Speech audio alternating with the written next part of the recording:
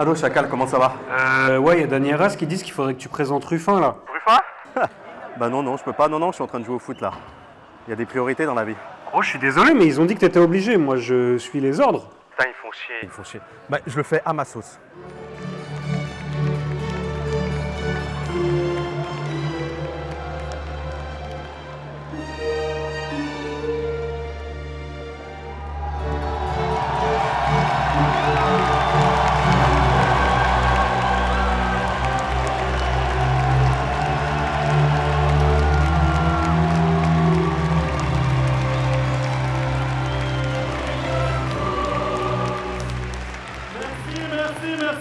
Merci tout le monde, merci. On ne veut pas que troller, on veut aussi que ce soit un truc politique.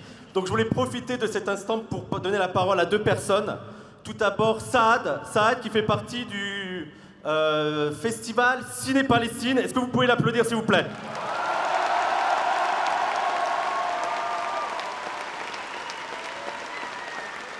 Saad, est-ce que tu peux nous dire quelques mots sur ce que vous faites et comment on peut vous soutenir? Merci Wissam, merci à la Zawa Prod pour cette soirée et pour tout le travail accompli ces dernières années. C'est extraordinaire ce que vous faites, franchement. Moi, donc, je m'appelle Saad, je suis du Festival Ciné-Palestine. On est une association qui organise des projections de films palestiniens. Et donc ces projections elles culminent au début juin, fin mai, dans l'organisation d'un festival. Donc on essaie de faire ce travail, de fournir cet espace-là pour ces gens-là et puis pour toutes les personnes qui en sont proches, intéressés, solidaires. Voilà. Merci. Merci Saad.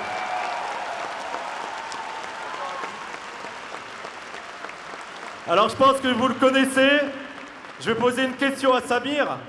Samir, est-ce qu'il est possible de suivre le foot et d'être antiraciste? Bonsoir, salam alaikum, j'espère que vous allez bien. Je réponds à la question, vite fait, la réponse elle est en 10 secondes. Oui, on peut être antiraciste et aimer le football. Regardez tous ces supporters à travers le monde qui font des tifos, qui ont supporté la Palestine, qui ont refusé lorsqu'il y a eu des jets de bananes ou des propos racistes. Mais non, on ne peut pas jouer contre un État qui commet un génocide sur le peuple de Gaza. Ça, on ne peut pas. Et ça mérite un carton rouge. Un carton rouge. Free Palestine! Free Palestine! Free Palestine! Free Palestine! Free Palestine! Merci tout le monde. Je vous laisse aller derrière. Merci l'État, merci Samir, merci Abd, merci tout le monde. Et on fait un maximum de bruit pour Dani Arras!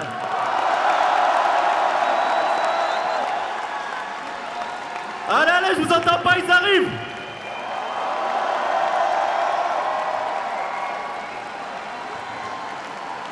Et maintenant, les gens, je vais vous le demander solennellement.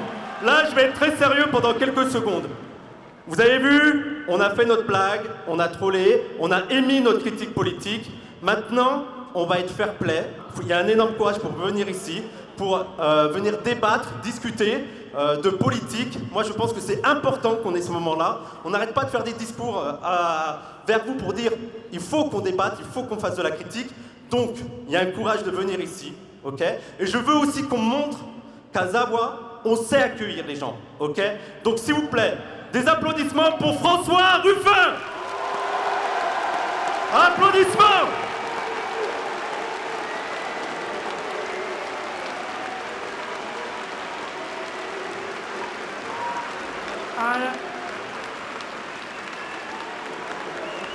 Merci.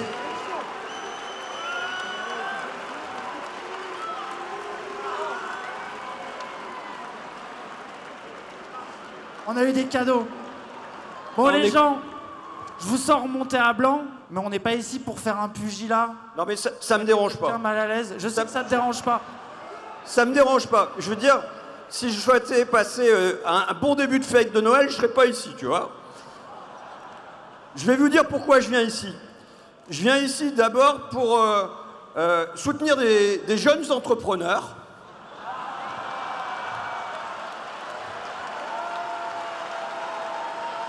Et je le dis moi-même en ayant été auto-entrepreneur associatif pendant 18 années dans la presse critique. C'est la première chose. Ensuite, je viens ici parce que je sais que je suis chez les ultras. Il n'y a pas de souci. Je sais que je suis chez les ultras. Mais, et j'entends... Calmez-vous, c'est bon. Mais bon, non, stop. c'est pas grave s'ils se calment pas, moi ça me va. Mais même quand vous dites tout à l'heure gauche radicale, moi, dans mes 25 années de parcours, pas une seule fois je ne me suis dit de la gauche radicale. J'ai toujours refusé qu'on mette le mot radical derrière gauche. J'ai toujours refusé qu'on mette extrême devant. Pourquoi ? Parce que c'était une façon de nous corneriser. Je prétends que nous sommes la gauche tout court, et c'est les autres qui n'ont plus été ou qui ne sont plus de gauche. Enfin, dans mon parcours, c'est régulier que ça frotte avec les ultras, vous savez. Quand j'ai lancé la question du protectionnisme à gauche, comment je me suis fait traiter ? De rouge-brun, parce que je voulais protéger les ouvriers, parce que je voulais la mondialisation, et parce que je voulais lutter contre la mondialisation, qu'il y ait des protections aux frontières, des barrières douanières. Et finalement, ça, c'est dans le programme de la France Insoumise aujourd'hui, et j'en suis fier. Mais quand j'ai lancé Merci Patron, ça a été la même histoire. Ça a été la même histoire. On me disait que c'était pas un film vraiment engagé, que c'était pas un film vraiment de gauche, et ainsi de suite chez les ultras. Et finalement, ça a fait 1 million d'entrées. Là, je suis pas d'accord. Il s'est passé un truc. Qu'est-ce qui s'est passé pour que... Tu vois, avant, tu nous l'as dit toi-même avant, t'étais aimé avant, il y avait quelque chose. Et tu dis qu'on est des entrepreneurs, mais aussi des ultras, il y a un problème. Qu'est-ce qui s'est passé vraiment? Nous, en plus, on veut pas s'entretuer, on veut débattre avec toi, parce que on sent que c'est un truc qui fait débat, mais pas un truc d'une gauche radicale où nous on serait des ultras de gauche, je sais pas quoi, un truc qui fait débat au sein de la gauche. Il y a des divergences stratégiques, il y a des différences de position, il y a des choses qui ont été comprises, des choses qui n'ont pas été digérées. Nous, c'est ça dont on a envie de parler ce soir. Nous-mêmes, on se fait, il y a des ultras de gauche qui nous critiquent tout le temps, et ils ont raison.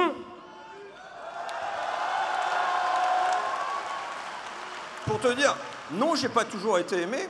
J'ai pas toujours été aimé chez les ultras du tout. Il y a eu plein de moments de tension. Il y en a un aujourd'hui, mais c'est pas grave. Moi, la question, vous avez vu les cadeaux que je vous ai offerts, disons-le. Le gauchiste, la maladie infantile du communisme. Ah, prenez la balle, oh là là. Et à Dany, un t-shirt I Love Bernard. Au cœur de Merci Patron, il y a un commissaire divisionnaire des renseignements généraux qui vient dire, en prenant pour Jérémy, pour une autre personne, à propos de Fakir, il vient dire « ce sont les minorités agissantes qui font tout ». Et moi, à partir de ce moment-là, je dis « non, je ne suis pas d'accord ». Les minorités agissantes, elles peuvent faire beaucoup, mais à condition de trouver le chemin des gens, le chemin du peuple, le chemin des masses. Et ça a été ma question permanente dans mon parcours politique. Ça a été comment je fais pour déborder l'entre-soi. Comment je fais pour que le ghetto de la gauche ne se referme pas sur lui-même. Et évidemment, c'est la même question que vient poser Lénine dans son bouquin. Il dit aux bolcheviks, nous devons être un pas en avant, mais pas deux. Nous devons toujours faire attention à nous lier, nous attacher, nous fondre avec les travailleurs. Et je pense que c'est la question qui est posée aujourd'hui. Vous êtes l'avant-garde, vous êtes les ultras, ici est l'énergie. Mais comment on fait pour embarquer derrière tout le pays? Comment on fait pour raccrocher les wagons? Et comment on fait pour que ça ne soit pas une locomotive qui parte tout seul? Tu nous poses la question à nous. Alors normalement c'était toi qui étais interviewé, mais vas-y, on va jouer au jeu. Ton constat, c'est qu'on serait isolé. C'est qu'on serait une minorité agissante. C'est un peu ce que tu sous-entends dans ta phrase déjà. Ce dont je ne suis pas sûr. Et par exemple ici, tu as beaucoup de visages de la jeunesse, de gens qui ont prouvé, et même dans les urnes, leur importance. Et par exemple, les élections européennes, ou même la dissolution, les législatives, le combat contre l'extrême droite, l'omniprésence de la question palestinienne dans les médias, moi, je trouve que ça a été quelque chose qui a entraîné la jeunesse, qu'a raccroché les wagons entre les gens. Attendez.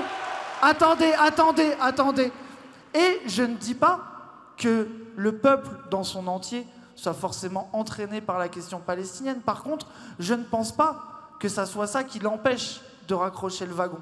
Je ne vois pas de contradiction entre cette radicalité que tu vois dans cette salle et le fait de réunir au plus large. Et je pense même que T'as été à un moment le visage de ça. Tu nous parles de merci patron. Tu nous montres le t-shirt Bernard Arnault. Moi, je me rappelle de toi à l'Assemblée. Nous, ce qu'on a fait là, ils sont venus avec des maillots de foot faire un petit happening. Il est inspiré de toi. C'est toi qui as donné l'idée de faire ça. Et moi, je trouve que... Attendez. Celui qui a décroché des wagons de notre équipe, parfois, on a l'impression que c'est toi qui ne veux plus être dans cette team de porter des maillots de foot et de mettre le bordel un peu. Moi, c'est ça. Après, oui. Non, ça me va. Je vais te dire, tu as raison, c'est vrai. D'abord, une chose, c'est que même quand je faisais mon petit journal Fakir à Amiens, où je vendais 1000 exemplaires, et tu sais, à la criée au marché de Noël, j'avais pour objectif d'être majoritaire, ce qui était délirant, vu le point de départ. Mais pourquoi j'ai changé? Pourquoi j'ai changé dans mon ton et non pas sur le fond? Mais pourquoi j'ai changé? Parce que, à la sortie de l'élection de 2022, je fais un constat alarmant. Je fais un constat alarmant. D'abord, ce que je rencontre dans mon élection, c'est une usure du pays. 2017, les gens, ils en avaient marre d'un Hollande mou qui faisait rien. 2022, ils sont usés par 5 années de Macron. Crise des gilets jaunes, crise Covid, guerre en Ukraine, facture d'inflation. Les gens, ils sont sous l'eau. Et je perçois une usure psychologique dans le pays. L'état d'esprit du pays n'est plus le même qu'en 2017. C'est la première chose. La deuxième chose, c'est que je vois se tendre un piège pour notre camp. On a eu Emmanuel Macron qui a caressé les électeurs de Mélenchon dans le sens du poil pendant la présidentielle pour les gagner au deuxième tour. Et aussitôt après, il vient poser une équivalence entre la France insoumise et Rassemblement national, voire entre extrême gauche et extrême droite. Je vois le piège se refermer, et je le dis, j'ai une alerte dans ma circonscription, j'ai 5000 bulletins blancs ou nuls. Ça veut dire 5000 personnes qui se déplacent jusqu'au bureau de vote, mais qui, au deuxième tour, entre le Rassemblement national et moi, ne choisissent pas. Pour moi, c'est une alerte. Ça veut dire que les modérés, le centre, j'arrive pas à les embarquer sur un deuxième tour contre l'extrême droite. Troisième alerte, et c'est plus qu'une alerte, c'est un danger imminent. Il y a 89 députés Rassemblement national à l'Assemblée. 89 en 2022. Dans ma Picardie, on est passé de 0 à 8. 8 députés sur 17, c'est presque la majorité. Enfin, dernier point, il y a une alliance qui est faite entre la France insoumise et le Parti socialiste et les autres partis de gauche. Je ne suis pas consulté, on ne me demande pas mon avis, mais je le dis, si jamais on me l'avait demandé, j'aurais dit oui. Mais à partir de ce moment-là, on est en situation d'hégémonie. On est en situation d'hégémonie à gauche parce que Jean-Luc, à part 2 fois l'élection présidentielle, explosait tous les autres. On est... Bon... Au moins, je saurais... Attendez, il va être moins gentil dans 2 secondes. Attendez. Je saurais comment faire quand je jouerai. Bon. 1. 2, c'est nous qui avons le plus grand groupe à l'Assemblée nationale à gauche. 3, c'est autour de notre programme que la gauche s'est rassemblée. Nous sommes en situation d'hégémonie à gauche. Ça veut dire que, pour moi, à la fois compte tenu de la nature du danger, la montée de l'extrême droite, et à la fois compte tenu du fait que maintenant nous ne sommes plus petits. Quand on est petit, on a besoin de crier fort pour s'imposer sur la scène. Maintenant, nous ne sommes plus petits. Nous sommes en situation d'être hégémoniques à gauche et pour l'être demain hégémonique dans le pays et gagner dans le pays. T'as pas peur de perdre les gens? Tu parlais de Hollande qui a déçu tout le monde. La stratégie de la respectabilité, c'est précisément ça qui fait que plein de gens n'ont pas confiance aujourd'hui dans le PS, dans un certain nombre de partis du NFP, et qui choisissent plutôt un programme de rupture, une solution qui déchire la chemise, comme tu le faisais auparavant. Attends. Et pour préciser, tu dis qu'on est hégémonique. Mais moi, je suis pas d'accord avec toi. Regarde, dès la naissance de la NUPES, c'était pas hégémonique les idées de la FI. En fait, la FI, là où tu as raison, c'est qu'ils ont gagner le rapport de force en termes de sièges, etc. Mais de fait, le contre-feu, le contre-pouvoir médiatique du reste des partis, et même, moi je suis le premier étonné à terme de toi, ça veut dire que ceux qui portent le programme de rupture à la base, ça pourrait être quelqu'un d'autre que la fille. Ils ont été isolés au fur et à mesure du temps. Tu peux pas dire l'inverse. Regarde le paysage médiatique. Et surtout, tu dis que là, faut se calmer. Parce que moi, je comprends ton idée de dire on a foutu un coup de pied dans la porte et là, on donne des coups de pied dans le vide parce qu'on est déjà rentré. C'est un peu ça que tu dis là. On pourrait avoir le calme de ceux qui sommes en position de force, etc. Je comprends ce que tu veux dire. Mais moi, je suis pas persuadé que la position de force soit si claire. Et surtout, toi, le jour où la France insoumise disparaît, se calme, et que tu vas devenir celui qui porte éventuellement les idées de la gauche, c'est toi qui vas être cornérisé. T'auras beau être le plus respectable possible, t'auras beau t'être calmé, t'auras beau dire ça, c'est toi qui vas prendre les balles que prennent ceux qui sont plus radicaux. Et... Attends, laisse répondre. Moi, ma seule question est comment on fait pour devenir majoritaire demain? Comment on fait pour vaincre le Rassemblement national? Et vous savez, je m'en fiche. Attendez. Je m'en fiche que vous m'ayez ici. Moi, ce qui m'intéresse, c'est qu'on gagne dehors. Si dehors, vous avez le sentiment qu'aujourd'hui, on est les plus forts et qu'on a un boulevard qui nous est ouvert, tant mieux. Moi, c'est pas le cas. Tu viens de dire l'inverse. Tu viens de dire qu'on était hégémonique. Non, je te dis quoi? Je te dis qu'en 2022, on a l'opportunité d'être hégémonique à gauche, on l'est dans les faits, et possiblement l'étape ensuite à construire, c'est d'être hégémonique dans le pays. Et ce que je regrette, c'est que nous n'ayons pas fait ce choix-là, que nous n'ayons pas pris ce chemin-là. Alors le chemin, lequel fallait... Attends. Du coup, fallait faire quoi pour devenir hégémonique? Je te le dis, je te le redis. Pour moi, il y avait essentiellement une question de ton plus que de fond. Il y avait la nécessité de passer du bruit à la fureur à la force tranquille. La force tranquille de Mitterrand. Attends. Mais sauf que, deux choses. Excusez-moi, mais Aymeric Caron, vous lui avez laissé faire des tunnels de 10 minutes. Là, j'ai des interventions de 30 secondes. Vas-y. Arrêtez. En fait, si vous avez peur qu'il parle, c'est que vous avez peur de ne pas pouvoir répondre. Donc moi, je suis d'accord, vas-y. Poursuivons sur l'analyse de ce qui se passe en 2022. Mais la question, pour moi, elle est sérieuse. La question, c'est que chez moi, j'avais 0 député Rassemblement National. On était dans une terre ouvrière populaire qui, pendant un siècle, a envoyé des députés communistes et socialistes à l'Assemblée nationale. Je suis sur la ligne de front. Je l'emporte. D'accord, je l'emporte par 3 fois contre le Rassemblement national. Mais la question, c'est que la prochaine fois, moi aussi, je sauterai. On est maintenant à 13 députés sur 17 pour le Rassemblement national en Picardie. Je suis le dernier député des Hauts-de-France qui n'est pas élu dans une métropole. Il nous reste un député dans le Grand Est qui n'est pas élu dans une métropole. Dans tout le Midi Rouge, on n'a plus un seul député de gauche. Pour moi, c'est un souci. Et si on pense qu'en se faisant plaisir ici, on est les meilleurs, on est les plus forts et qu'on n'a pas des questions à se poser sur comment on fait pour être majoritaire dehors, oui, je pense que c'est un problème pour la gauche. Donc, à la sortie de l'élection présidentielle de 2022, j'identifie 3 forces dans la campagne de Jean-Luc Mélenchon. 1, dans les dom-toms. 2, dans les quartiers populaires. 3, dans la jeunesse éduquée des métropoles. Et ce sont 3 points forts, et il ne s'agit pas de les enlever, il ne s'agit pas de les perdre, il s'agit d'additionner et non de soustraire. Mais moi, c'est ça, c'est que tu parles d'additionner, tu parles de rassembler, mais l'impression que ça donne de l'extérieur, peut-être, mais c'est que la gauche, elle se divise là, et que les médias cherchent à la diviser, notamment en diabolisant la France insoumise et à peu près n'importe qui serait trop radical, et en jouant justement de discours comme les tiens qui attaquent frontalement Jean-Luc Mélenchon, la France insoumise, le genre. On a l'impression que ça même de la gauche, t'arrives déjà pas à rassembler et que tu te divises déjà. Mais pourquoi? Applaudissez. Pourquoi on en arrive à ce point de tension? Pourquoi pour moi ça n'est plus tenable? Parce que je ne suis pas écouté, nous n'avons pas été écoutés, la question de changement de stratégie n'a pas été posée, et elle est seulement aujourd'hui dans un contexte particulier sur ce plateau-ci. Mais moi je dis, et ce que je vous dis là, je ne l'ai pas caché, je l'ai énoncé en toute transparence dans les réunions de groupe.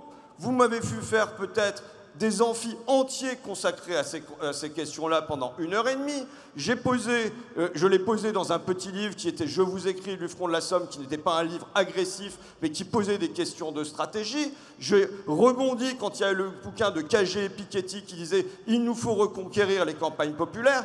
Quand, pendant 2 ans, vous vous efforcez de porter une voix et de dire qu'il nous faut choisir un autre chemin pour additionner avec quoi j'avais identifié 3 trous. Les 3 trous, ce sont lesquels? C'est un trou démographique. On est très faible chez plus de 60 ans. Les personnes âgées sont de plus en plus nombreuses et elles vont voter. Et oui, c'est un souci. Le deuxième trou, c'est un trou social. On est très faible chez le salariat entre 1 500 et 2 500 euros. On se fait battre par Marine Le Pen. Le troisième trou que j'avais identifié, c'est un trou géographique. C'est les campagnes populaires, les périphéries, et ainsi de suite.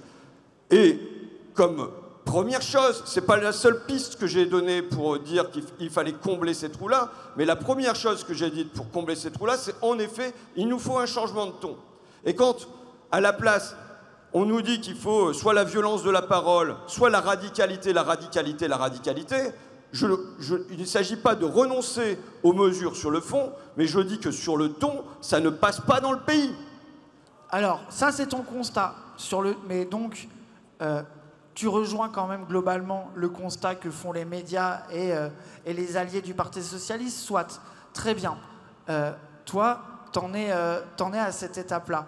Mais sauf que, quand même, il y a tout un parcours politique, on dirait que la situation a diamétralement changé et que la seule raison pour laquelle la gauche n'a pas su prendre le pouvoir, c'est parce que tu as des insoumis qui gueulent trop fort. Mais moi, là où je ne suis pas d'accord avec toi, c'est que en réalité, les positions de respectabilité, la France insoumise, ils n'ont pas arrêté de les faire. Le fait d'être...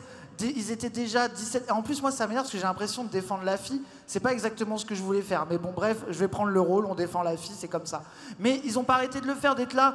Nous, on est prêts au pouvoir, on fait des amendements, on fait des commissions parlementaires. Moi, je trouve que c'est vraiment un parti électoraliste, somme toute classique, un parti réformiste. Avec des lunettes social-démocrates, finalement. Social-démocrate, mais attends, le moment où tu as dit « je suis social-démocrate », nous, ça nous a fait rire, mais on n'a pas été en mode assaillé, etc. Mais en fait, je trouve que tu fais un constat... Je me permets parce que je n'ai jamais dit « je suis social-démocrate ». Tu as dit social et démocrate. Et j'ai dit, le problème des sociodémocrates, c'est que ça fait maintenant 40 ans qu'ils ne sont plus ni sociaux ni démocrates. Je suis d'accord parce qu'on avec ne peut toi. pas être démocrate et s'asseoir sur le non au traité constitutionnel européen de 2005, et on ne peut pas être social et faire la loi travail. Donc jamais je ne me suis dit, je suis social-démocrate. Attends, juste fini. Sur le constat, on est d'accord. En fait, c'est ça. Et pourquoi il y a un divorce alors? En fait, le constat, les trucs que tu dis, moi j'ai l'impression que même la France insoumise, des fois ils disent la même chose que toi. Et que en fait, toi où tu es en mode, il y a un sacrifice des campagnes, il y a un sacrifice, il y a un truc de on les a pas en termes de chiffres. Ok, très bien. Mettons, acceptons le constat. Mais moi je ne vois pas en quoi le discours de la France insoumise est ce qui nous sépare de ces gens-là. Par exemple, tu parles des gens du RN, les fâchés pas fachos, tu parles du vote des gens de plus de 60 ans. Excuse-moi parce que c'est une deuxième fois, mais fâché pas facho, c'est Jean-Luc. Oui, c'était une connerie, et moi je suis d'accord avec toi. C'est pas moi, d'accord? Donc Oui, me le mais mets pas dans ma bouche. Oui, mais tu reprends ce thème-là. Ça me dérange pas comme analyse, mais enfin, voilà. Même je n'ai jamais fait du cœur de mon but électoral la reconquête des électeurs du Rassemblement national. Moi... Arrête. Tu viens de dire l'inverse à l'instant. Non. Arrête. Je vous dis, bon, vous pouvez huer, mais si tout ce que je pourrais aller gratter au Rassemblement national, j'irai le gratter. D'accord? Il n'y a pas de doute là-dessus. Et je me battrai pour ça. Maintenant, quel est le cœur de mon raisonnement politique? C'est que, auparavant, on avait un bloc central libéral qui avait le luxe de pouvoir se séparer en deux entre centre-gauche et centre-droit et produire une alternance sans alternative. C'était le PS et l'UMP. Il y a eu des chocs successifs qui ont réduit ce bloc central libéral. Ça a été le traité constitutionnel européen, ça a été Nuit debout, ça a été la crise des Gilets jaunes et ainsi de suite. On a un bloc central libéral qui se rétrécit, qui a dû se rassembler autour d'Emmanuel Macron et qui continue constamment, au fil des crises, à perdre des plumes. Pourquoi ? parce que les gens ne se sentent pas en stabilité avec Macron en particulier, mais avec les libéraux en général. Ne se sentent pas en stabilité sur leur travail, ne se sentent pas en stabilité sur leur facture d'électricité, ne se ressentent pas en stabilité même sur avoir des médicaments à la pharmacie. Ça, on est d'accord. Et donc, je vous dis, le cœur de mon raisonnement politique, c'est pas d'aller rechercher l'électorat qui est au Rennes, c'est que ce bloc central-libéral qui se réduit, vers où ils partent, les gens? Ah, au RN, donc. Eh bien, je pense qu'il doit y avoir une bataille pour l'aimantation de ceux qui quittent le bloc central-libéral. Et donc, là, parce que donc tu nous dis ça, pareil, encore une fois. Moi, j'ai l'impression que tu dresses un constat avec lequel on est d'accord et que tu ne veux pas aborder le cœur des sujets, qui est celui d'une posture politique que tu as pris, d'une stratégie politique. Attends, qui s'illustre dans les positions de respectabilité, et on va en parler. Par exemple, tu dis ça s'échappe au centre, donc tu fais quoi? Un tract avec Bayrou et un tract vers le centre. C'est un choix politique qui est très signifiant. Très bien. Très bien. Malgré tout. Mais je vais te dire, j'ai amené une campagne de deuxième tour. Il se trouve que les insoumis, honnêtement, ils ne savent pas ce que c'est qu'une campagne de deuxième tour, parce que soit on est éliminé au premier tour, soit on a des cadres insoumis qui sont dans des circonscriptions telles qui gagnent au premier tour. Arrête, il y a aussi des députés qui sont élus dans des là où, enfin, d'accord, la balle que les cadres ils aient des élections gratuites, on est d'accord. Mais il y a aussi des gens, il y a des nous on a militants. reçu la députée Alma Dufour Bah ouais. qui a parlé qui fait Alma les mêmes Dufour, constats elle a que toi, galéré. qui nous dit les difficultés qu'elle a de convaincre. C'est bon, moi. ça me Laissez-nous dérange pas. parler. Raphaël Arnaud, il a arraché un truc qui n'était pas gagné. Raphaël Arnaud, je veux dire, je suis pas là pour me présenter comme le dernier des héros, d'accord? Raphaël Arnaud, je trouve ça comme magnifique qu'il ait arraché cette circonscription au Rassemblement National. C'est l'un des rares. Il n'y a pas de souci avec ça. Maintenant, quand ensuite, je suis épaté au premier abord, quand ensuite je vais regarder sa circonscription, ça n'est que du centre-ville.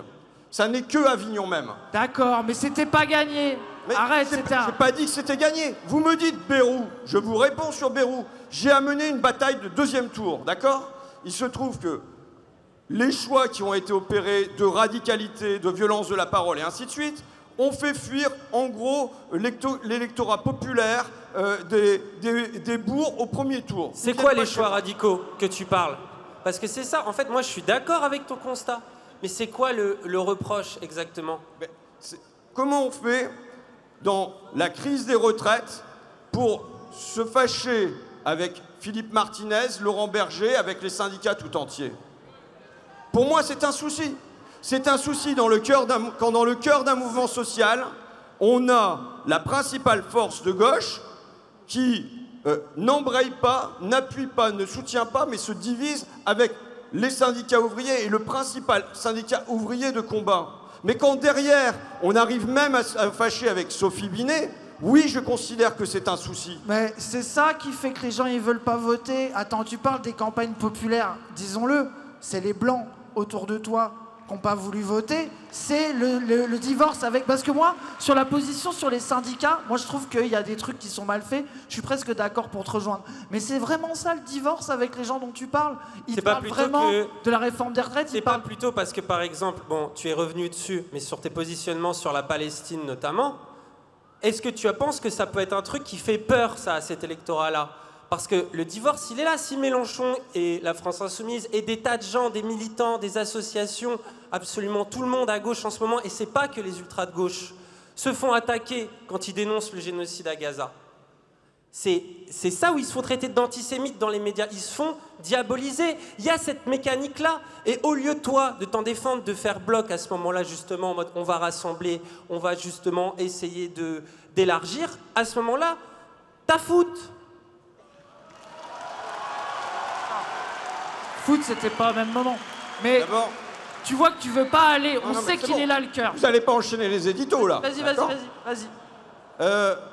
D'abord, vous dire ma conviction profonde, c'est que dans notre pays, on peut parvenir à ce que les Français, dans leur majorité, leur vaste majorité, soient par souci d'humanité solidaires avec la Palestine. Oui. Bah oui, donc je ne considère pas que ça soit ça le sujet. Mais non, c'est pas le problème. Je veux dire, depuis un an, depuis les attentats du 7 octobre, puis derrière la répression opérée par Netanyahou, les hôpitaux détruits, les écoles anéanties, les enfants, les femmes qui sont opérés sans anesthésie. Je n'ai cessé d'intervenir sur ces questions-là. Mais si. Bien sûr que si. Encore il n'y a pas longtemps, le terme génocide te gênait. D'accord. Ah bah c'est pas d'accord, c'est important. Non. Attends, arrêtez. On discute, arrêtez. Sinon on peut pas se parler, c'est chiant, vraiment. Depuis un an, je le redis, vous regardez mes prises de position sur Twitter, elles sont constantes. Elles sont dans un constant soutien. Et y compris dans ma circonscription, j'interviens sur la question de la Palestine. Et j'interviens pour réclamer que la France fasse cesser l'accord de coopération entre l'Europe et Israël, pour que la France dépose une motion au Conseil de sécurité de l'ONU en son nom, pour que la France reconnaisse l'État de Palestine. Quand je vais en Espagne, je rencontre l'ambassadeur de Palestine en Espagne pour voir comment ils ont fait pour qu'il y ait la reconnaissance de l'État palestinien. Donc, et je suis convaincu qu'on peut parvenir à embarquer une majorité des Français sur cette position humaniste-là. Donc c'est pas le souci. Bien sûr, mais je repose ma question. Si, justement, tu es engagé sur cette chose-là, à partir du moment où, imaginons, la France insoumise baisse dans le rapport de force, n'existe plus, tu n'as pas peur qu'à ce moment-là, tu ne convainques toujours pas sur cette question-là? C'est-à-dire qu'on te fasse très précisément le reproche d'être peut-être antisémite, de trop soutenir la Palestine. Tu n'as pas cette peur-là à partir du moment où, justement, là, tu es respectable, presque pour certains, parce que tu tapes sur la France insoumise. Est-ce que tu n'as pas peur qu'à ce moment-là, le moment où c'est un peu plus toi, eh bien tu deviens l'ennemi de gauche, tu représentes ça, et qu'on abatte le même épouvantail sur toi? Je vous le redis, c'est presque un problème pour moi. Je n'ai pas de problème de fond avec la France insoumise et avec Jean-Luc Mélenchon. Alors pourquoi tout le monde croit que t'en as C'est pas comme si j'avais des soucis avec les 640 mesures, avec le programme L'Avenir en commun, que j'ai participé dans la durée, dans ces grandes lignes, à valoriser dans l'espace public, et ainsi de suite. Je le redis, il y a un choix qui est opéré de manière constante durant 2 années, entre 2022 et 2024, qui est le choix de la violence de la parole, puisque c'était recommandé, et le choix de la radicalité. Et je vous dis que ça ne passe pas. Et je pense que ça a 2 effets. Ce choix de positionnement a 2 effets, ouvre 2 boulevards. Il ouvre un boulevard à l'extrême droite qui apparaît comme les gens rassurants, de confiance, respectabilité, comme vous dites. Et ça ouvre un boulevard au centre-gauche qui peut renaître parce que cet espace n'est pas occupé. Et croyez bien que ça ne me fait pas plaisir, parce que je veux une seule gauche et que je veux qu'elle soit de gauche. Mais... Maintenant, mesurez bien ce que ça me coûte. Cette analyse-là, vous pouvez la contester, d'accord? L'analyse que je fais de ce qui se passe en 2022 dans le pays, vous pouvez la contester. Mais mesurez bien que celui qui est le moins à même de faire ce mouvement, c'est moi. Parce que je me suis chopé plus d'amendes dans l'Assemblée nationale que Louis Boyard. Parce que le maillot de foot, c'est moi. Mais c'est pour ça qu'on comprend pas. C'est incompréhensible les choix que tu fais. Comment passer du maillot de foot à dire je fais du tractage au faciès? Tu comprends comment les gens ont pris cette déclaration? Attendez, les gens se sont dit mais en fait François Ruffin, il est raciste. C'est la réflexion qu'ils ont eue sur ça. T'es obligé de le prendre en compte et tu peux pas le balayer de la main. Eh bien, c'est ridicule cette histoire de tracto-faciès. Jamais j'ai dit que je faisais des tracto-faciès. Le souci qu'on a... Attendez. Le souci qu'on a en 2022, et on est dans le cœur du sujet, c'est que quand tu mets Jean-Luc Mélenchon et la France insoumise dans les quartiers, ça passe crème, c'est facile, t'es accueilli en héros. Et c'est vrai. Et dès que tu fais 5 km à la campagne, t'es foutu, t'es cuit, il n'y a plus rien qui passe. Eh bien oui, ça me pose un souci. Pourquoi? Mais ça me pose un souci dans la durée. Je veux dire, je sais, moi, depuis 20 ans, le bloc historique que je veux bâtir. Le bloc historique qui permet d'être majoritaire. Le problème de la gauche, c'est qu'elle subit 2 divorces. Il y a un premier divorce, qui est le divorce entre les classes populaires et les classes intermédiaires. Ça date de la mondialisation des années 80, qui a tracé comme un fil à couper le beurre entre les vainqueurs et les vaincus. D'accord? Et il y a un deuxième divorce qui est interne aux classes populaires, entre les classes populaires des campagnes et les classes populaires des cités. Moi, je veux rassembler tout ça. Et je pense qu'on doit avoir pour objectif de rassembler tout ça. Et pourquoi il y a ce divorce, selon toi? entre les classes populaires de campagne et de cité, pour caricaturer. Pourquoi il y a le divorce et comment on les rassemble, du coup? Pour comment on les rassemble, il y a énormément de communs. Il faut voir le commun et se demander si ce qu'on met en avant, c'est le commun. Mais qu'est-ce qui les rassemble? Je veux dire, vous regardez même des sondages en quartier populaire et hors quartier populaire, les 5 premiers thèmes que vous avez, le logement, la santé, le pouvoir d'achat, l'éducation et ainsi de suite, la sécurité, ce sont 5 thèmes qui non seulement sont en commun, mais viennent dans le même ordre. Donc il y a une masse de communs. En revanche, je le dis, la question du ton et de la radicalité, ça passe pas. C'est ça, tu penses? C'est pas plutôt aussi le racisme? Parce que... Attendez, parce qu'il y a un certain nombre de sociologues qui expliquent que dans l'électeur RN, il y a ces aspirations populaires, la classe sociale, avoir une meilleure vie, ce qu'on peut retrouver aussi dans les quartiers populaires, et c'est quelque chose, je trouve pas qu'à gauche, on dit le contraire. Je trouve pas qu'on dit, ça y est, on abandonne le travail, on ne s'intéresse qu'à la Palestine. C'est pas du tout ce qu'on dit. Au contraire même, c'est précisément dans ces quartiers-là qu'il y a aussi un nombre de gens incalculables qui subissent le capitalisme. Mais beaucoup de sociologues parlent de conscience triangulaire, c'est-à-dire qu'il y a aussi chez les électeurs RN, pour beaucoup, le racisme, c'est-à-dire qu'ils sont en mode, quitte à tout perdre, d'accord, mais moi d'abord. Et c'est sur ça que le RN aussi joue un énorme rôle. La préférence nationale. Populaires. La triangulation, j'en suis parfaitement conscient. Je veux dire, je me bagarre contre ça. Ma bagarre, c'est ça. Quand je suis à la sortie de l'usine Whirlpool quand elle ferme en 2017 et que les gens se mettent à parler des assistés, des réfugiés, des immigrés, je leur dis, mais attendez, vous croyez que le problème c'est eux, c'est les assistés, c'est les réfugiés qui vous licencient, ou c'est votre PDG, ou c'est les actionnaires?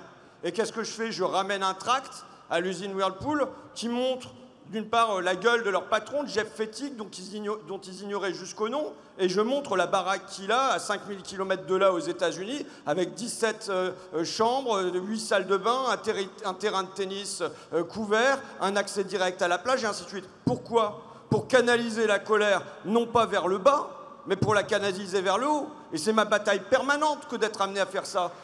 Et je pense que aujourd'hui, plus que jamais, on a ça comme posé comme thème prioritaire pour rassembler les classes populaires. Dans un moment où jamais les inégalités n'ont été ce qu'elles sont, se rappeler qu'à la naissance du classement Challenge, en 1996, les 500 premières fortunes françaises disposent de 5% du PIB. C'est 20% à l'arrivée d'Emmanuel Macron au pouvoir. On a dépassé les 45% aujourd'hui. Donc, évidemment que ma bagarre permanente, c'est de faire que les gens relèvent le nez et qu'à la place d'aller chercher l'assisté, le réfugié et l'immigré, ils se disent mais mon véritable adversaire, il est là-haut. Et je pense que le rôle profond de la gauche, ça avait été la campagne de 2017 de Jean-Luc, contre ceux qui se gavent. Que le rôle permanent de la gauche, c'est de montrer aux gens combien ils ont des causes de malheur communs pour les rassembler. Mais vous savez, ce poison de la division, Marx l'avait déjà identifié. Marx l'avait déjà identifié quand, au XIXe siècle, il montrait que la bourgeoisie organisait du racisme entre les ouvriers et les ouvriers anglais et les ouvriers irlandais pour les diviser. Donc ce poison de la division, du racisme, j'en suis bien conscient et je peux vous dire que sur la ligne de front, nous faisons ce qu'on peut pour le combattre. Mais et je pense qu'il faut combattre cette triangulation en amenant tout le monde à regarder vers le haut. Ça, d'accord, mais tu vois, par exemple, je comprends ce que tu dis. Et de fait, moi, c'est ma formation politique que tu es en train de décrire. Moi, je vais même le dire, à une époque, moi, j'étais vraiment ce qu'on appelle un class first. J'en suis revenu, ce qui est une connerie, tu vois, genre la lutte des classes avant tout. Et de toute façon, ça sera la solution à tout, etc. Donc, ce que tu dis, ça parle aussi à mon cœur, même si aujourd'hui, je trouve que c'est pas bien de réfléchir comme ça. Je comprends pourquoi tu réfléchis comme ça. Mais moi, j'ai l'impression que malgré peut-être ta sincérité du truc de regarder en haut pour éviter la division en bas, malgré tout, ton discours fait l'inverse. Je vais prendre un exemple simple.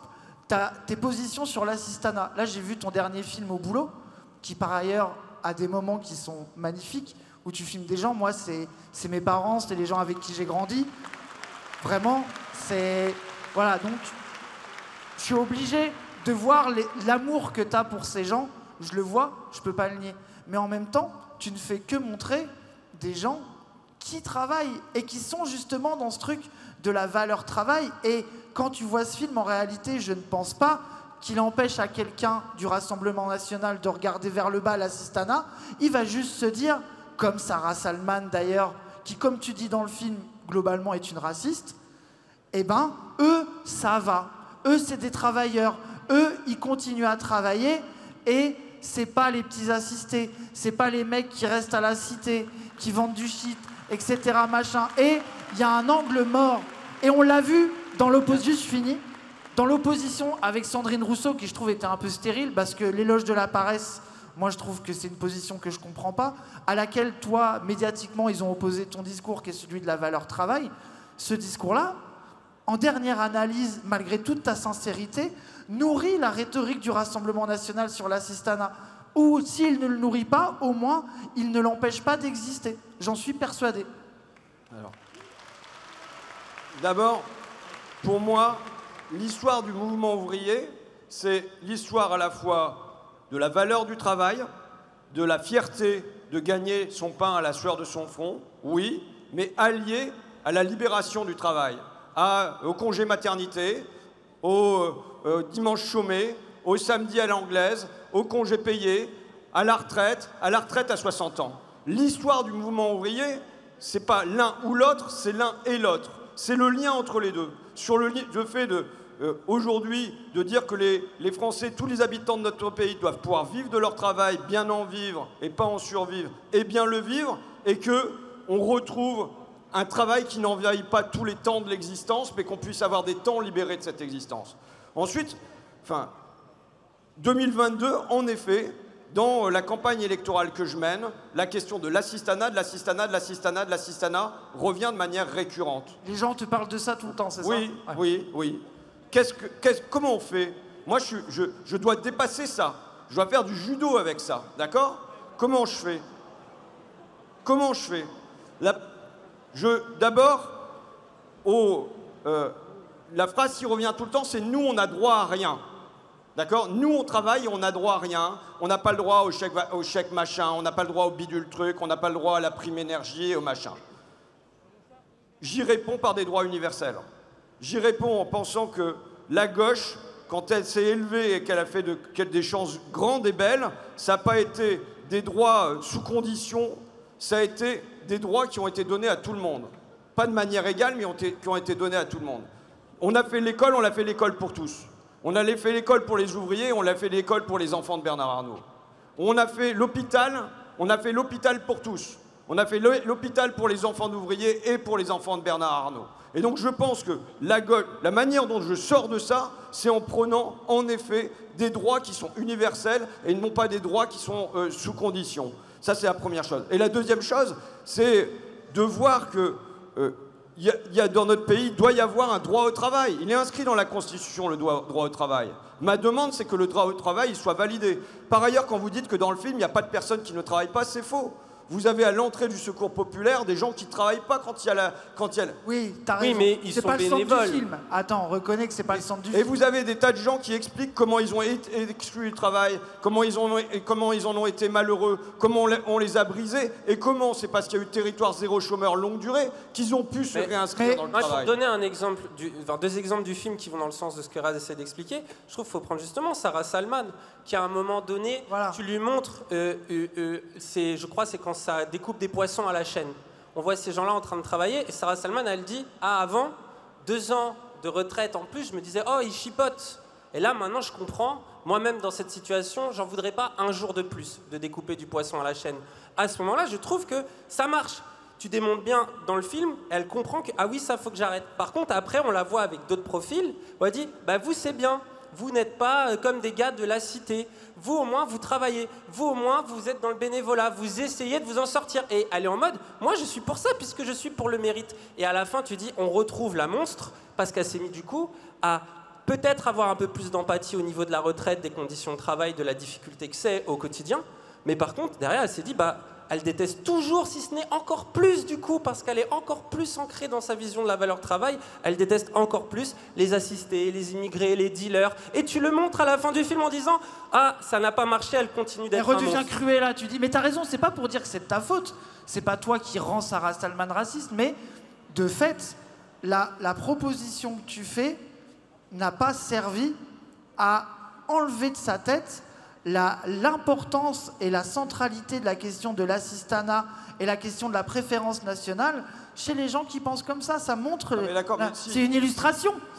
D'accord, mais si on mesure l'indice de ma valeur politique et de ma réussite à l'avenir et aux pensées de Sarah Salman, t'as raison, c'est vrai. Je signe mon échec tout de suite, d'accord ? Évidemment. Non, mais tu vois comment ça illustre quelque chose.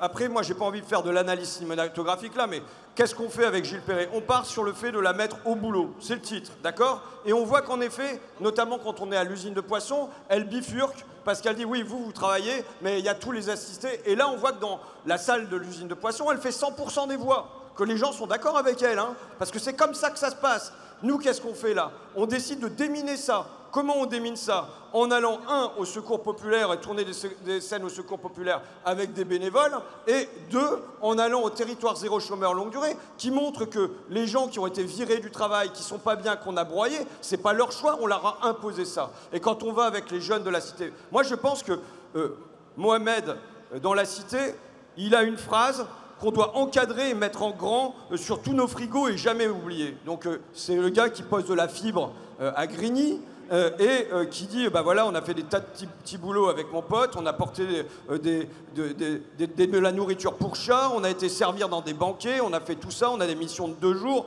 Nous, on veut un CDI, on ne nous donne pas de CDI. Nous, on veut la stabilité, on ne nous donne pas la stabilité.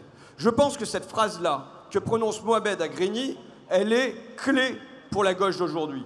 Quelle est la demande profonde des classes populaires aujourd'hui ? C'est une demande de stabilité. C'est une demande de stabilité parce que, je l'ai dit tout à l'heure, mais et au fond, depuis 40 ans, qu'est-ce qu'on leur fait ? On leur fait des lois de déstabilité. On leur met la fluidité, de la mobilité, de la flexibilité, de la vie liquide dans les vies. Vous savez, comme je tourne avec Gilles Perret, il a fait un film qui s'appelle La Sociale, sur la naissance de la sécurité sociale, avec Ambroise Croizat, ministre des Travailleurs, et il disait qu'il voulait faire des lois de tranquillité sociale pour que les gens puissent dormir la nuit.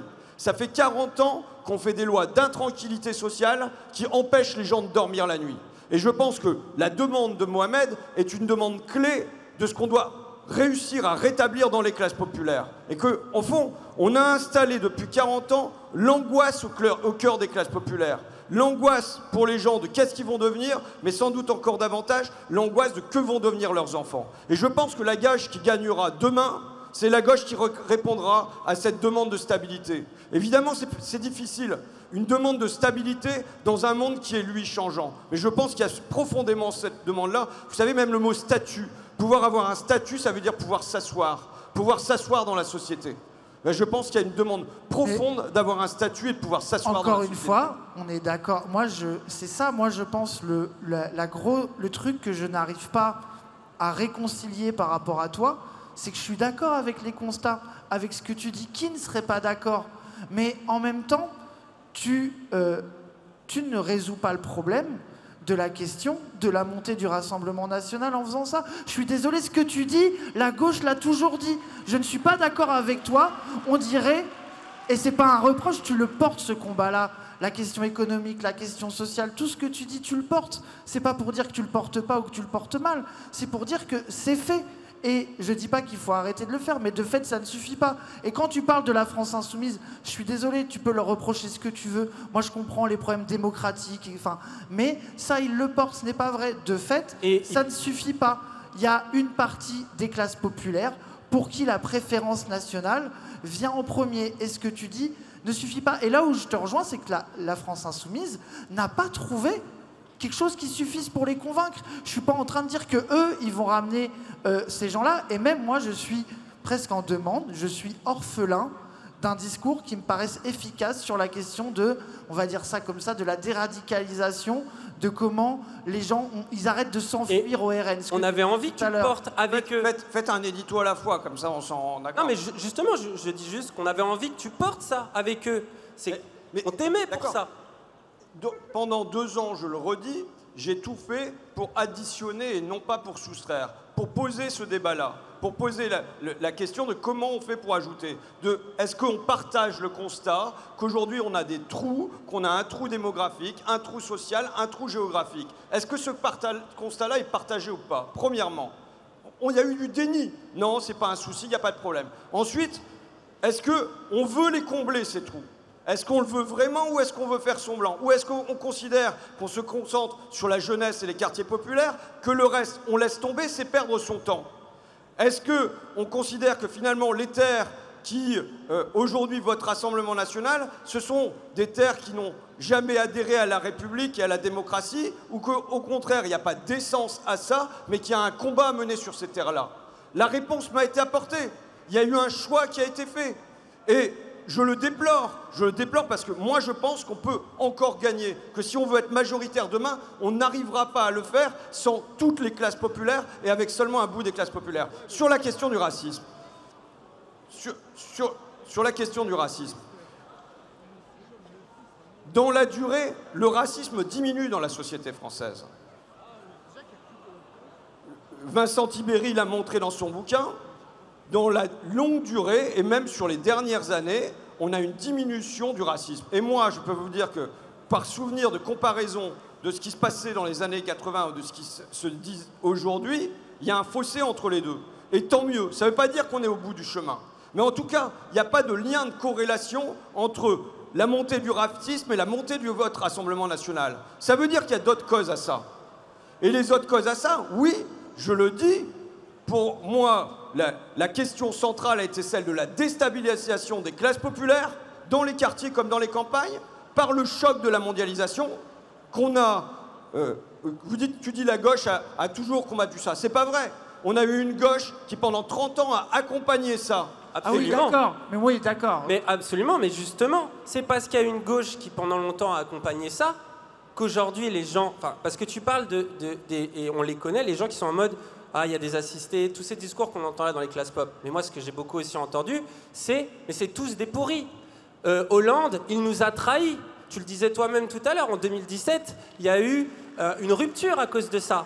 Et c'est pour ça qu'il y a un désir, tu dis peut-être c'est chez nous, que dans la jeunesse, chez les ultras, mais il y a un désir de radicalité, il y a un désir de rupture, qu'on ne nous refasse pas du Macron à gauche. Et c'est pour ça que tes positions aussi, on va dire, de respectabilité d'une part, mais aussi de justement de dire de pas vouloir te positionner sur certains sujets politiques autour du racisme, ça inquiète des gens qui se disent ok, je suis déjà pas sûr que si je vote Mélenchon, il va me mettre mon SMIC à 1 600 €, il va me trouver du travail, il va faire que ma vie elle est meilleure, mais du coup je suis encore moins sûr que Hollande va le faire et j'ai encore moins envie de voter pour lui. Et il y a ça aussi qui joue un énorme rôle. Hollande, mais tu comptes pas appeler à voter François Hollande? Bah, des fois, tu donnes l'impression. Mais non, mais attends. Mais sincèrement, on a l'impression que c'est vers là que tu vas. Quels sont tes amis? Ouais, mais Hollande, il dit que lui, c'est le choix respectable. Attends, mais là tu t'es rapproché du siège avec LV. La prochaine étape, c'est PS. Bah, attendez, c'est un peu une blague, mais comprends pourquoi je le dis. Évidemment que c'est une blague, mais comprends. C'est le PS, mais je le redis, c'est pas moi qui ai fait le choix de s'allier avec le Parti Socialiste. Ça, je suis d'accord avec toi. Vrai. Ça, c'est vrai. Et franchement, la stratégie en zigzag qui fait qu'on s'allie avec eux, que derrière on se fâche, ce sont des pourris, des traîtres et ainsi de suite, qu'on s'allie de nouveau avec eux, et que derrière ce sont à nouveau des pourris et des traîtres. Mais vous croyez que les gens suivent ça? Alors ça, t'as raison, je suis d'accord avec toi. Moi, j'étais, à partir du moment où le choix a été fait de dire on s'allie avec le Parti Socialiste et avec l'ensemble de la gauche, et compte tenu de la situation dans le pays, ça me paraît nécessaire, et ça me paraît toujours nécessaire aujourd'hui. Mais je serais que pour qu'au moins, il y ait une certaine continuité dans cette stratégie-là, et qu'on ne soit pas dans un truc de zigzag permanent. Je suis d'accord avec toi, mais est-ce que tu penses que le zigzag, c'est que de la faute de la France insoumise ou pas? On peut dire qu'il y a des torts partagés, je ne vois pas d'effort qu'il y ait eu pour maintenir la maison commune. Et je vais vous dire, je pense que c'est un tort parce que quand il y avait une unité réelle qu'on sentait au début de 2022 avec les Verts, les communistes et les socialistes, qu'est-ce qui se passait? Quand la France insoumise faisait un pas un peu trop audacieux parfois, un assassin lancé dans l'hémicycle et ainsi de suite, qu'est-ce qui se passait? On avait Olivier Faure qui venait prendre la parole pour défendre. On avait Cyrielle Châtelain qui venait prendre la parole pour défendre. On avait André Chassaigne qui venait prendre la parole pour défendre. C'est-à-dire que quelque part, il constituait une forme de bouclier. Eh bien, je pense que c'est quelque chose qui a à faire perdurer et à retrouver. Voilà. Mais donc, il doit y avoir un choix de stratégie. Pourquoi ? Pourquoi? Je le redis, parce que pour moi, on a assis une hégémonie à gauche sur nos idées.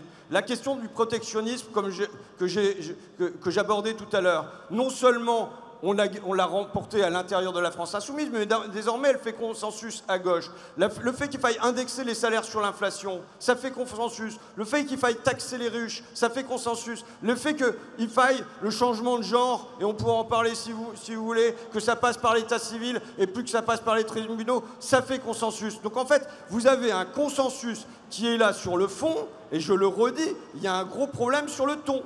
Il y a un problème de choix qui a été fait.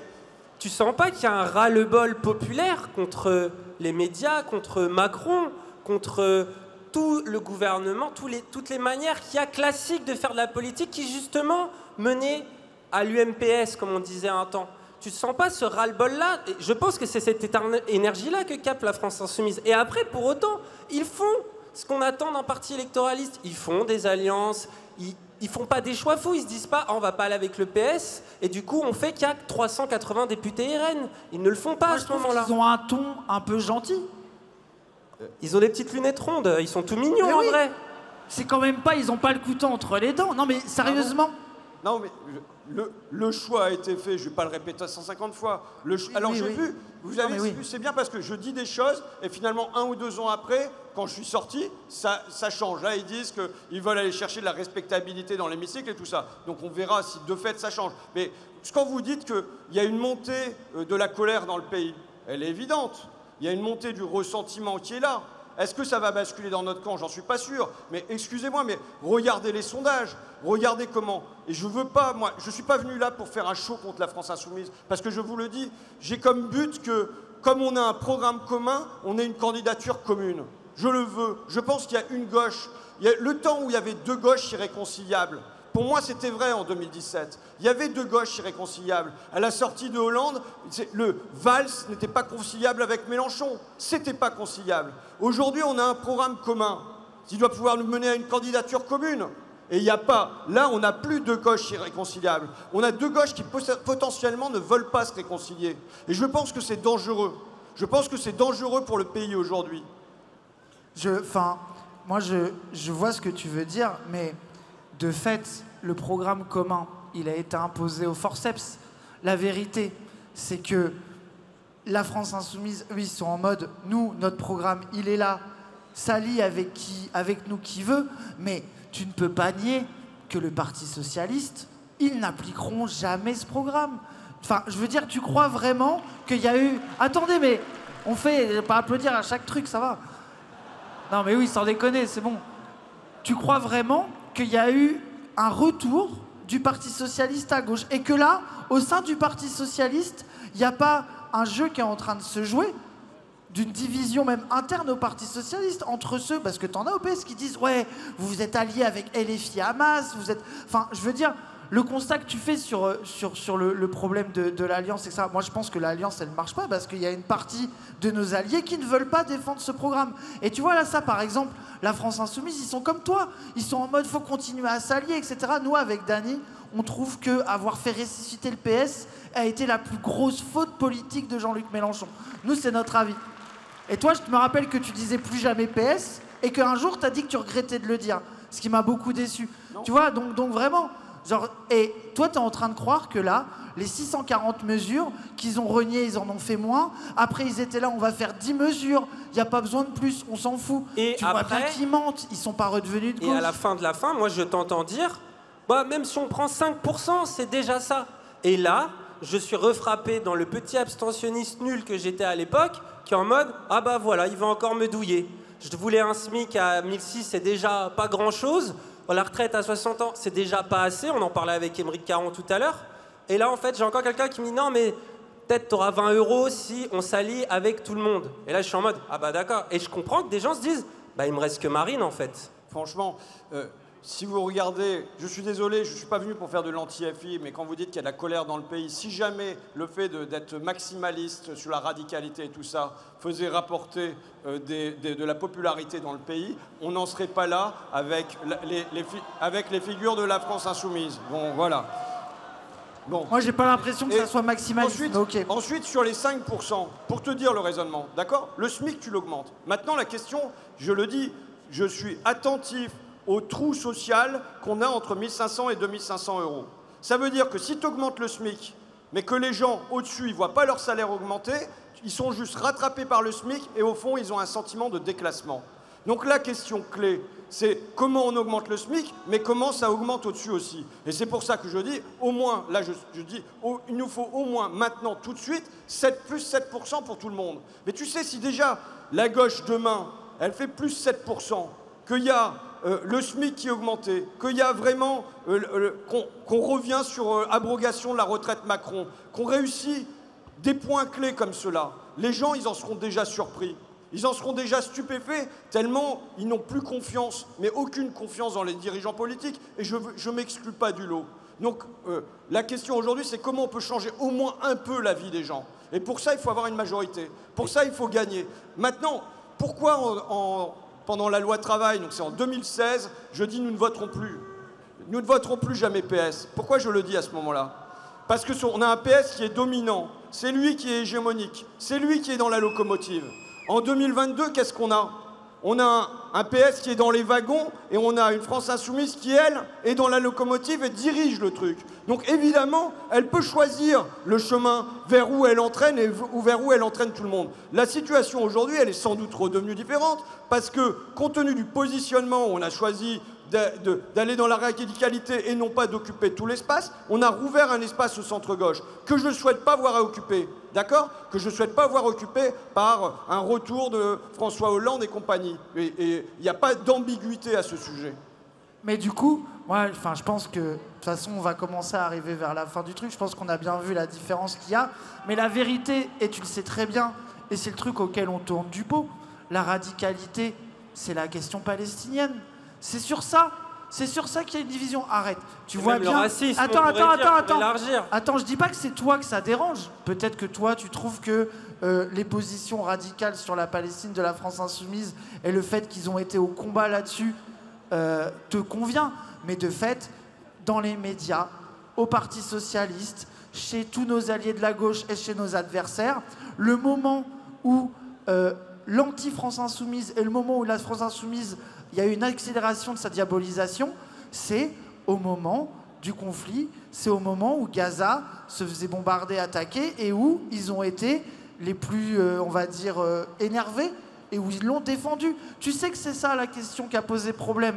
Le divorce, il vient de là. Le divorce, peut-être qui datait d'avant, mais c'est ce qui a largement été utilisé par les médias et par le PS pour justifier le fait de faire reculer sa position. Tu sais que c'est ça. Pour le PS, j'en sais rien, mais je peux vous dire que dans le pays, c'est pas ça le souci. Dans le pays, c'est pas ça le souci. Dans le pays, c'est qu'est-ce qu'on vient dire aux gens pour leur proposer de la stabilité. Comment on apparaît comme une force qui est rassurante. Je suis pas d'accord, sinon pourquoi la télé parle autant d'islam, parle autant des musulmans, parle autant d'insécurité? Pourquoi justement le RN qui a sa voix partout, absolument, tout le temps, sur tous les plateaux, pour justement aller attaquer les musulmans, aller attaquer l'islam, aller attaquer n'importe qui défend la Palestine, mais que ce soit Jean-Luc Mélenchon, mais que ce soit quelqu'un qui ait une asso féministe, des syndicalistes. subventions. Il y a des syndicalistes CGT qui sont allés au tribunal parce qu'ils ont fait des tracts pro-palestiniens. Tu vois qu'il y a une tension dans le pays sur ce sujet-là. Je comprends pas pourquoi j'ai l'impression que tu ne veux pas y aller. Les gens le ressentent, que ce soit crée... pour être islamophobe ou que ce soit pour se dire ok, tout l'espace politique est contre nous, il n'en reste que quelques-uns qui sont avec nous et eux-mêmes sont diabolisés, ce qui crée plein d'effets pervers d'ailleurs. Moi je comprends pas quel est votre chemin pour être majoritaire demain. Qu'est-ce que vous proposez? Mais non. Attends. Est-ce qu'on se présente, nous, déjà? Déjà nous, on se présente pas. Franchement, moi, je vous ai dit quel était mon chemin, d'accord? Mais moi, vous vous décrivez comme une citadelle assiégée et il faut construire des tranchées autour, relever le pont-levis et s'enfermer. Je le dis, je veux pas d'une gauche du ghetto. Je veux pas d'une gauche qui s'enferme et qui pense pas qu'elle peut être majoritaire dans le pays. Moi, je suis convaincu que... Je le redis, la question de la radicalité, pour moi, elle porte moins sur le ton que sur le fond. Sur la question de la Palestine. Tu l'as dit toi-même tout à l'heure que les gens devenaient de moins en moins racistes, et c'est ce que nous dit justement les travaux de Vincent Tibéri, qu'il y a en vrai dans les couches populaires, absolument partout dans la société, des gens qui s'intéressent de plus en plus aux questions antiracistes, féministes, même de lutte des classes, d'écologie, qu'il y a une conscience populaire qui est en train d'émerger, d'ailleurs qu'on a vu brillante dans les Gilets jaunes. Tu dis toi-même qu'on voit sur les ronds-points, qu'on voit dans les usines, qu'on voit quand on va écouter les gens, que leur priorité, c'est pas tant les immigrés et l'insécurité que ça, et que c'est d'abord des choses très concrètes. Mais sauf qu'au final, tu vois bien qu'il y a, quand même, tu parles de forteresse assiégée, tu vois bien qu'il y a un espace qui est très délimité, qui est l'espace médiatico-politique, dans lequel l'extrême droite déverse ses discours de haine en permanence. Et c'est pour ça que nous, je ne sais pas si c'est notre stratégie, mais nous, on pense qu'en vrai, on va avec le peuple et on se bat contre ça. On fait front face à ce racisme et on se rassemble autour de ça. Et attends, et tu dis... Le programme pour être majoritaire, nous on n'en a pas. On n'est pas des hommes politiques, nous on est, tu vois, genre, on va pas prétendre ça. Mais ce qui est sûr, c'est que les sacrifices que peut-être que toi tu ne sous-entends pas, mais moi je suis désolé, quand tu répètes la radicalité, le truc, tout le monde sait que c'est ça qui est reproché, c'est la Palestine. Il n'y aura pas de sacrifice sur la question palestinienne. Je suis désolé, il n'y aura pas de sacrifice sur la question de l'islamophobie. Et attendez. Non mais... Et toi, il y a des moments dans ta carrière politique où tu as eu un premier réflexe qui était de rejeter cette question-là, notamment dans les médias, sur les questions de genre, c'est pareil, pour ensuite, dans une note de blog beaucoup plus discrète, t'excuser de l'avoir dit. Tu vois, il y a un truc où tu veux pas y aller, même ce soir, tu veux pas y aller et reconnaître que c'est ça le problème. Non. D'abord, qu'il y ait dans l'oligarchie des médias, qu'en gros, on ait un racisme d'en haut qui soit déversé, c'est l'évidence, et il faut combattre ce racisme d'en haut, et c'est pas moi qui me suis bagarré depuis 20 ans pour qu'on change les lois sur la presse, et qu'on en revienne au programme du Conseil national de la résistance qui disait qu'il fallait l'indépendance des médias à l'égard des puissances d'argent, des puissances étrangères et de l'État, qui fait penser que ce qui se passe sur CNews, chaîne sur laquelle je n'ai jamais mis les pieds, et je n'ai jamais mis les pieds, pourquoi? Parce que je sais que c'est une chaîne qui est au service d'une idéologie, et je me refuse à aller mettre un pied sur les plateaux de Bolloré, d'accord? Oui, c'est vrai. Bon, vous m'avez pas vu une seule fois sur CNews, et vous me verrez pas, par cohérence là-dessus. Maintenant, la question c'est, ce racisme, comment on le combat? Moi, je veux dire, quand je défends les femmes de ménage de l'Assemblée nationale, je suis tout à fait conscient de défendre des femmes populaires noires. Il n'y a pas de doute là-dessus. Et je viens combattre le racisme. Quand, chez moi, dans ma circonscription, tous les jours, on mène des combats contre le racisme très concrets. Vous savez, c'est des petites anecdotes de merde sur les gens qui vous font des réflexions comme quoi leurs lunettes ne sont pas remboursées, mais que vous avez vu, les immigrés qui arrivent, eh ben, eux, ils ont droit à tout. Bah, tout de suite, on bloque et on dit quoi? On dit, mais attendez, vous avez vu ces 150 milliards d'euros de dividendes qui ont été reversés hier aux grandes entreprises du CAC 40? Est-ce que vous croyez que votre rôle, madame, c'est de vous en prendre à plus malheureux que vous? Donc ce combat, il est mené au quotidien. Et il est mené, sans doute, dans des endroits qui ne sont pas très confortables à mener. Ok. Moi, j'ai l'impression qu'il y a eu... Oh, Saitama. Hein. Il y a quelque chose, entre nous, je pense qu'il y a un truc sur lequel... un dialogue de sourds, quoi. Où nous, on a l'impression que tu n'as fait que reculer et être prudent sur ces questions-là. Toi, tu nous dis que c'est pas le cas. Je pense que on tombera pas d'accord là-dessus, quoi. Je suis désolé.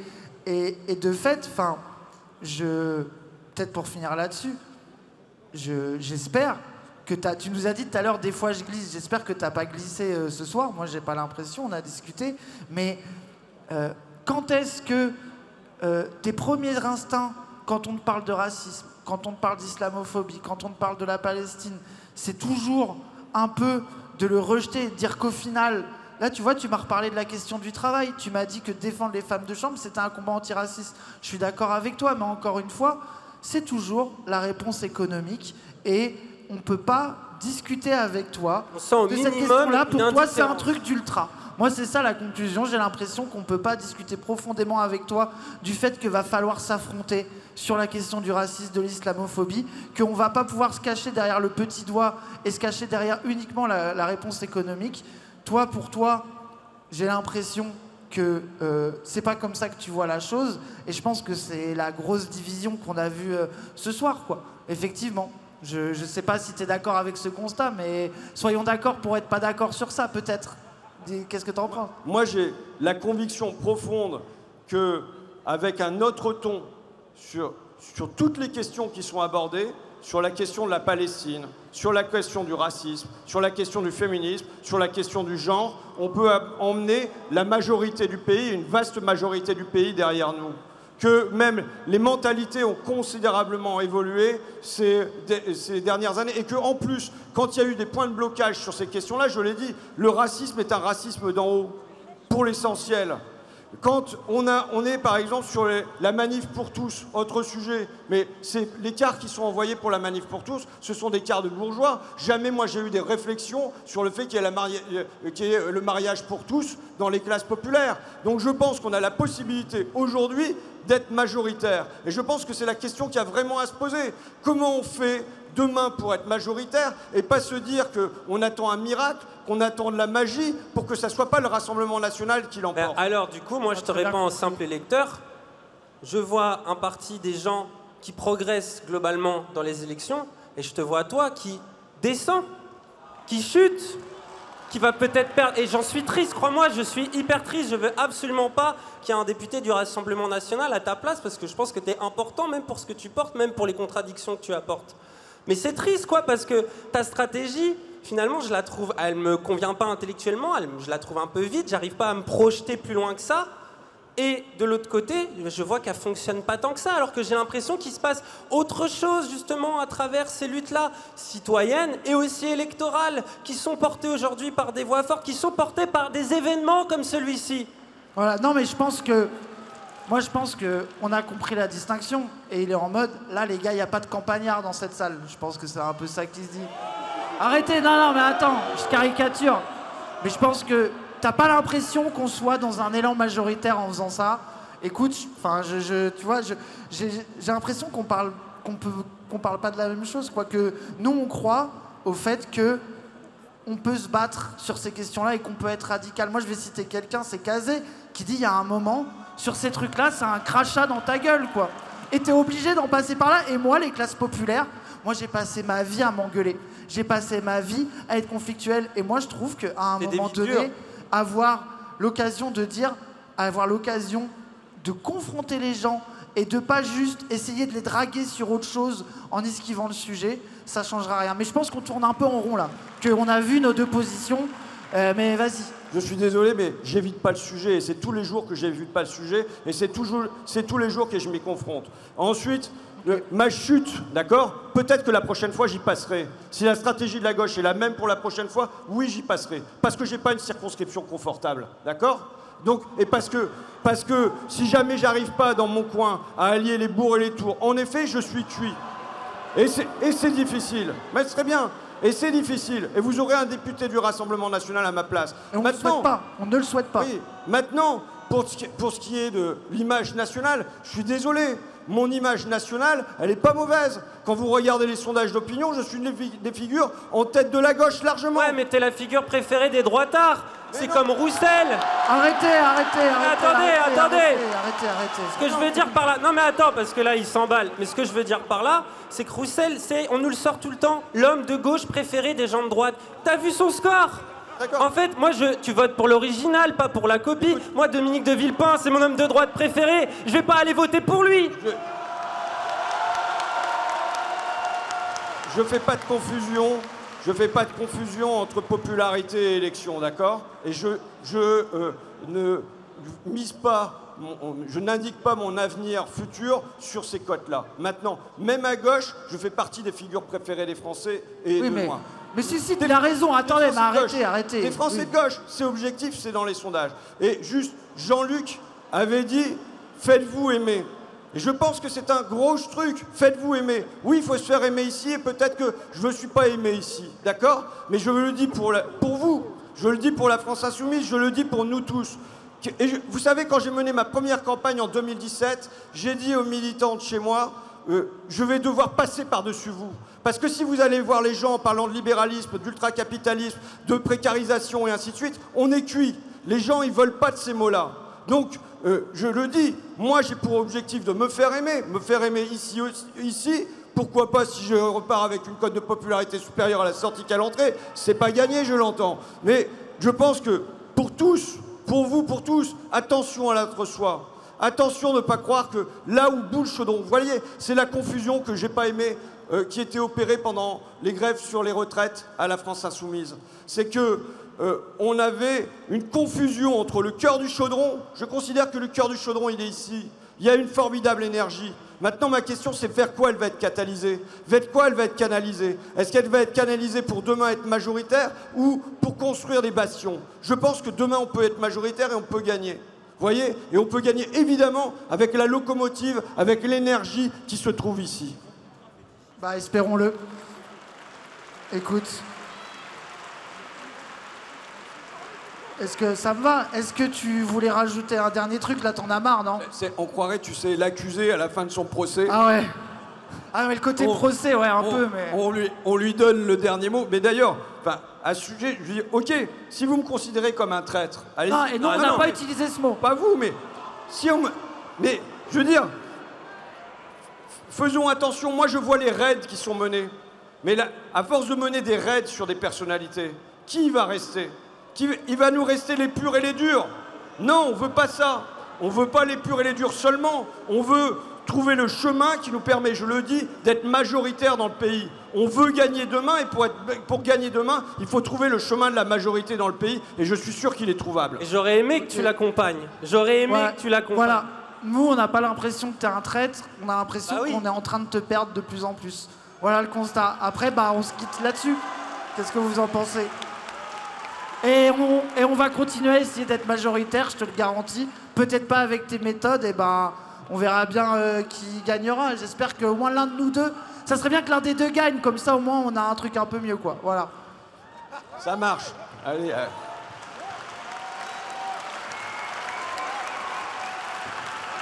Et merci à toi d'être venu. J'imagine que c'était pas si agréable. Voilà. Et je pense que c'est la fierté de notre camp politique qu'on peut avoir nos dissensions ouvertes et d'en parler. Et il faut respecter ça, les gens. Et moi, je suis vraiment d'accord sur le fait qu'il ne faut pas qu'on soit juste dans la pureté tout le temps. Et on réfléchit, on est chacun là à lutter à notre façon.